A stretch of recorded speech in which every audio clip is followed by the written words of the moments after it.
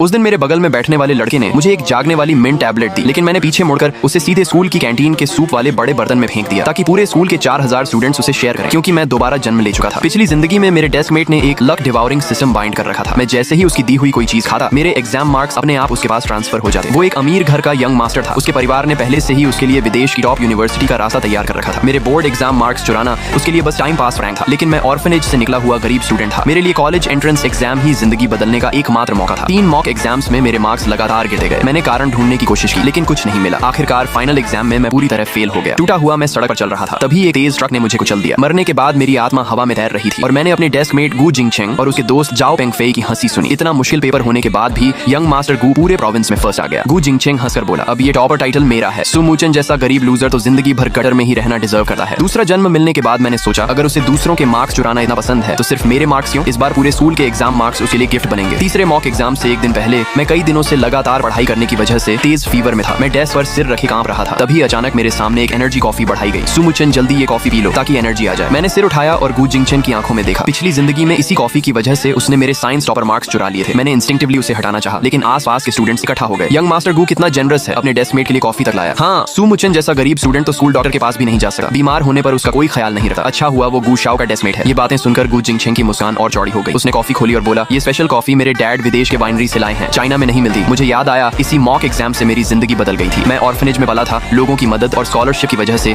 इस rich private school में पढ़ पा रहा था। मेरे जैसे गरीब इंसान के लिए बोर्ड एग्जाम ही डेस्टिनी बदलने का रास्ता था। ग्रेड 12 से पहले तक मैं हमेशा टॉप 3 में रहता था और इंपीरियल यूनिवर्सिटी में एडमिशन लगभग पक्का था। मैं दिन रात मेहनत करता था ताकि इस समर मुझे जिंदगी बदलने वाला एडमिशन लेटर मिल सके। लेकिन तीसरे मॉक एग्जाम के बाद मेरे मार्क्स अचानक गिर गए। सबसे डरावनी बात यह थी कि आंसर शीट पर गलत आंसर सच में मेरी हैंडराइटिंग में थे और एग्जाम हॉल सीसीटीवी में साफ दिख रहा था कि मैं सिर्फ आधे घंटे में पेपर देकर बाहर चला गया। लेकिन मुझे याद था कि मैंने हर सवाल ध्यान से सॉल्व किया था और आखिरी सेकंड तक चेकिंग की थी। टीचर्स और स्टूडेंट्स सब गवाही दे रहे थे कि उन्होंने मुझे जल्दी पेपर सबमिट करते देखा। मेरी मेमोरी और रियलिटी के बीच डरावना फर्क पैदा हो गया था। मैंने बार बार कंप्लेंट की, लेकिन कुछ नहीं बदला। धीरे धीरे टीचर्स मुझे सिंपैथी से देखने लगे और पुलिस ने भी इशारों में कहा कि शायद ज्यादा प्रेशर की वजह से मुझे हेलुसिनेशन हो रहा है। मरने के बाद ही मुझे पता चला कि ये सब मेरे डेस्कमेट के लक डिवाउरिंग सिस्टम की वजह से था। अपने चोरी हुए मार्क्स याद करके मैंने ठंडे चेहरे से कॉफी वापस धकेल दी। मैंने फीवर मेडिसिन ली है, अभी कॉफी पीने से मेडिसिन रिएक्शन हो सकता है। इतना सुनते ही जाओ पेंगफेई हंस पड़ा। अरे सीरियसली यंग मास्टर गू, तेरे लिए इतनी एक्सपेंसिव कॉफी लाया और तू ड्रामा कर रहा है? क्या कॉफी पीने से इंपीरियल यूनिवर्सिटी मिस हो जाएगी? उसकी बातों में सार्केज्म साफ था और बाकी स्टूडेंट्स भी हंसने लगे। सुनो सुनो, एक्सपर्ट्स बोल रहे हैं कॉफी पीने से बच्चा इंपीरियल यूनिवर्सिटी नहीं जा पाएगा। इतना एटीट्यूड किस बात का? ये तो पानी खरीदने में भी पैसे बचाता है। असल में ये यंग मास्टर गू से जेलस है। गू जिंगचेंग ने किसी को नहीं रोका।